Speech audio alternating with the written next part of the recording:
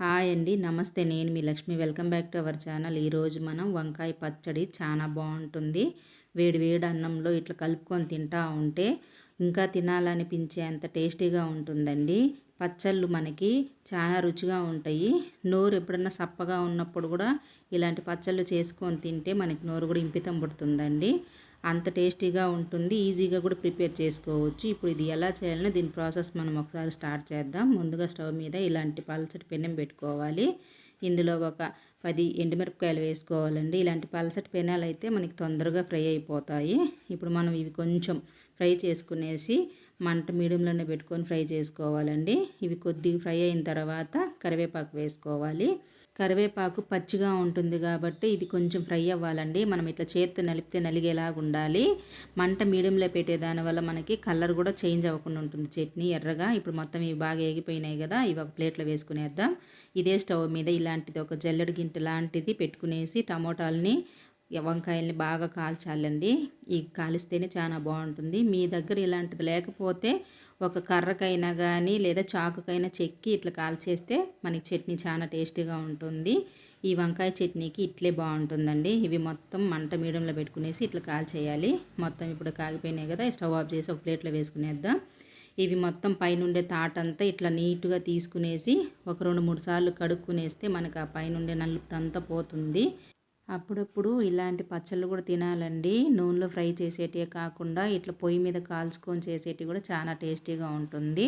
ఇప్పుడు మొత్తం ఇట్లా నీట్గా ఒక నీళ్ళల్లో వేసుకునేస్తే మనం వేరేటి ఒలిసే లోపల అవి కొంచెం నాని ఇంకా ఈజీగా కూడా వచ్చేస్తాయి. మొత్తం ఒలుసుకున్నాక ఒక 2-3 సార్లు ఇది కడుక్కునేసి ఇట్లా ప్లేట్లో తీసి పెట్టుకోవాలి. ఇట్లా మొత్తం ఇట్లా క్లీన్గా అయినాయి కదా. ఇప్పుడు మనం వేయించి పెట్టుకున్న ఎండుమిరపకాయలు, కొన్ని తెల్లబాయలు, కొద్దిగా చింతపండు అండి. ఇందులో తెల్లబాయలు వేస్తే వాసన బాగుంటుంది. మీరు ఎక్కువ వేసుకున్నా కూడా ఇంకా బాగుంటుంది పచ్చడి. చింతపండు వచ్చేసి ఒక నిమ్మ సైజ్ అంత ఉంటుందండి. ఇప్పుడు మొత్తం ఒక గుండంలో ఎండుమిరపకాయలు, కొంచెం ఉప్పు వేసుకునేసి దీన్ని బాగా పప్పు గుత్తితో ఎనుపుకోవాలి.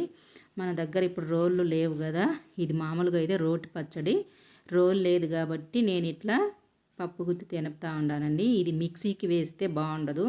ఇట్లా కొంచెం శ్రమ అయినా పప్పు గుత్తితో ఎనిపితే మనకి చాలా బాగుంటుంది, టేస్టీగా కూడా ఉంటుంది. ఎండుమిరపకాయలు ఎనిపేప్పుడు కొద్దిగా నీళ్లు వేసుకొని ఎనపాలండి. అప్పుడే మనకు బాగా ఎనిగిపోతాయి. ఇప్పుడు మొత్తం నానబెట్టుకున్న చింతపండు కూడా వేసుకునేసి దీన్ని మరొకసారి బాగా ఇట్లా రుబ్బుకోవాలి.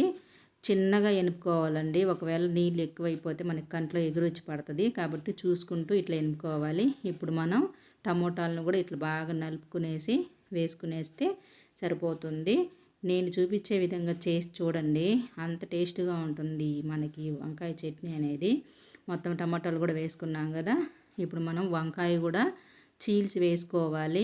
మనం వంకాయ అట్లే కాల్చినాం కాబట్టి ఒకవేళ పుచ్చు ఉంటుందా లేదా అనేది కూడా మనము ఇట్లాంటి సమయంలో చూసి వేసుకోవచ్చు. ఒకవేళ వంకాయ ఏదన్నా పుచ్చినట్టు అనిపిస్తే వేరే వంకాయ కూడా కాల్చుకోవచ్చు కదా. నాకైతే 2 వంకాయలు బాగానే ఉంది కాబట్టి మొత్తం ఇట్లా తుంచి వేసుకుని ఇట్లా మెత్తగా ఎనుపుకోవాలి. ఇది మనం పప్పు గుత్తితో ఎనుపుతూ ఉండం కదండి, అంత మెత్తగా ఏమి అవ్వదు. ఇట్లా వస్తే చాలు. ఇప్పుడు మనం ఇందులో తెల్లబాయలను కూడా వేసుకునేసి దీన్ని కూడా బాగా ఎనుపుకునేయాలి.